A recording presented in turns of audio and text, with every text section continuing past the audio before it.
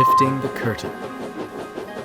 One afternoon, Donald took a supplies train to the works. Henry, awaiting final repairs on his tender, smiled warmly. "Hello, Donald. How is everything? Dudley getting on all right?" "Aye, I suppose, but I cannae say the same for Bear." Donald explained about Bear's mishaps and Dudley's behavior. "It doesn't add up," he continued. "It's not like Bear to act in such a way.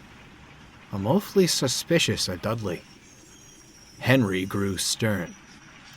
"You must tell the Fat Controller at once. I'm all too familiar with this sort of situation." Henry recounted the events of Diesel's stint on the railway. "You dinna say!" gasped Donald. "He even tried to lie about me. We caught him, but only after Duck went to Edward Station. If Dudley's not stopped, Bear could be sent much further away.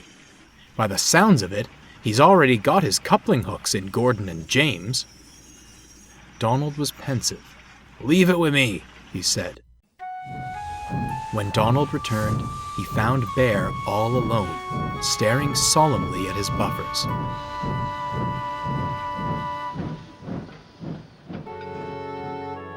"Maybe the Fat Controller shouldn't have kept me," he sighed. "Rubbish," retorted Donald. "You're an outlier in a world of devilish diesels. I know you didn't have any ulterior motives. Our new pal, on the other hand..." "You mean you don't believe Dudley?" Bear asked, hopefully. Donald recounted his conversation with Henry, and Bear smiled thankfully. "And here I thought I was all muddled in the radiator. The question is, how do we prove he's behind all this?" "I know just the thing," Donald winked.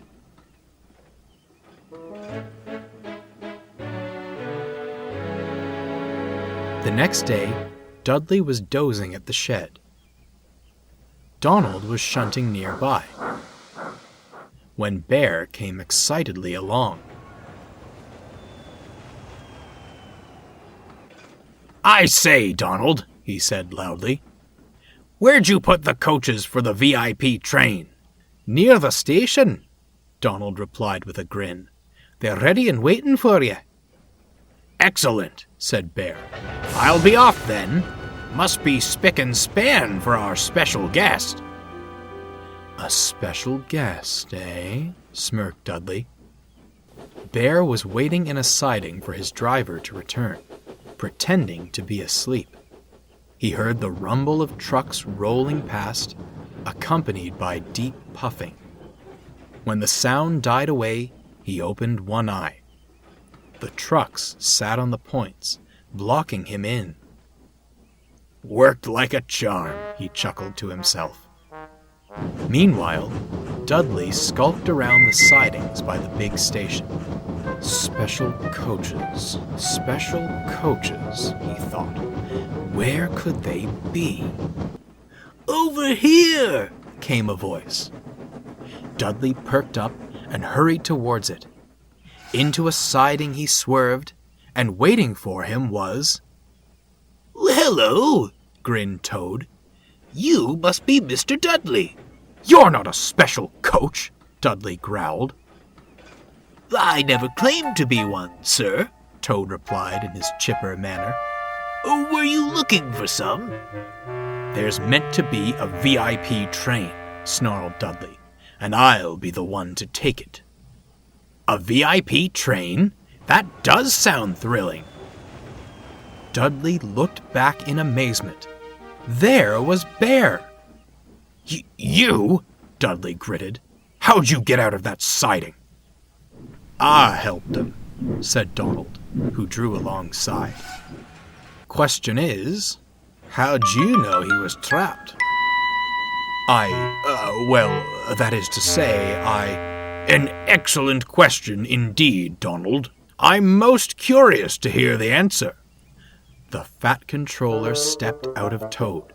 "Well, Dudley, shall we have the truth this time?" The engine's bewildered face twisted into a wicked snarl. Yes, it was all my doing. I'm still an engine in his prime. Why should I face the prospect of scrap? Oh yes, we've all heard of the sanctuary that is the Fat Controller's Railway. A haven where steam will always have a place. And yet, Dudley trailed off, glaring at Bear. There still appear to be rats among us. I've proven my worth. Surely you wouldn't send an engine to his end, sir? The Fat Controller pondered. No, Dudley, he said at last. I wouldn't. Dudley smirked. And I wish you luck in finding a new home. However, it won't be here. You can't, Dudley gasped. Deceit has no place on my railway. I welcome any engine, steam or diesel, who shows that they are both useful and honest in their work. I hope you learn to change your ways. Perhaps then you will find what you seek. I politely ask that you leave at once. There was silence. Donald and Bear stood with bated breath. At last, Dudley gave a sinister smirk. Perhaps this railway isn't any different after all. You call this deceit? Ho ho ho, my dear sir, it is survival. The only thing that matters in the age of scrap. Well, you've won the battle, but not the war. I'll take my leave at your request, but you will remember me.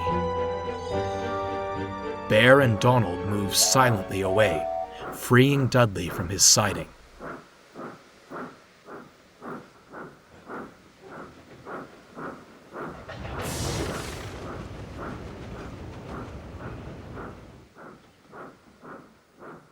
He puffed crossly backwards.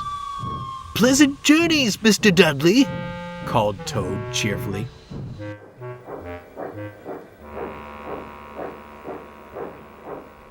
Dudley was soon coupled to a long line of wagons.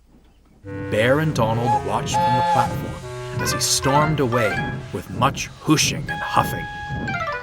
Into the setting sun he puffed and disappeared on the horizon. I do feel some sympathy for him, sighed Bear. Scrap is a prospect no engine wants to face.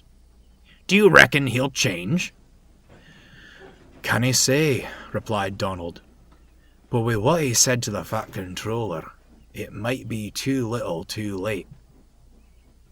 Bear said no more, but couldn't help feeling Donald was right. Life returned to normal on the Fat Controller's railway.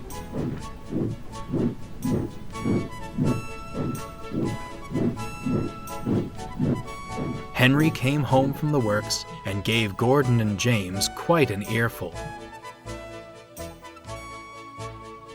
They shamefully apologized to Bear at once. Bear was a much happier engine after that. He worked hard and always lent a wheel to engines in need. Though still friendly to visitors, he had no reservations about putting snooty diesels in their place. The steam engines agreed that made him very useful indeed. But what of Dudley? No one knows for certain. He seemingly disappeared after leaving the island of Sodor. Perhaps he changed his ways and found a new home.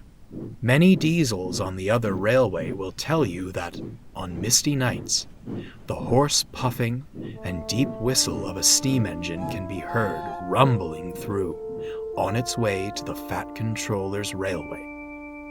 I wonder if the diesels are right. Don't you?